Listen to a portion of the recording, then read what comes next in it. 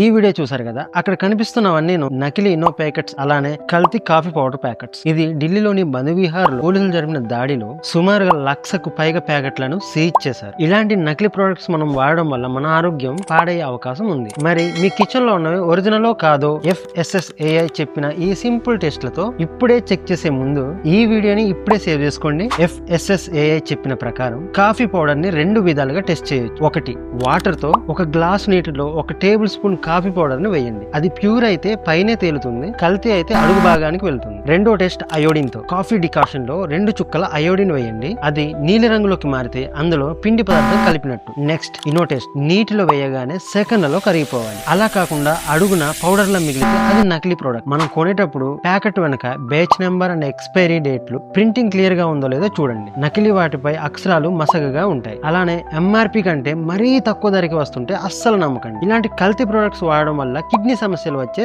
Chance ఉంది. అందుకే జాగ్రత్త. మీరు ఏ బ్రాండ్ కాఫీ ఎక్కువగా తాగుతారో కింద కామెంట్ చేయండి. అలానే ఈ వీడియోని మీ కాఫీ లవర్కి షేర్ చేయండి. ఇలాంటి మరిన్ని అప్డేట్స్ కోసం మన మహేష్ సింప్లిఫైస్ ని ఇప్పుడే సబ్స్క్రైబ్ చేసుకోండి.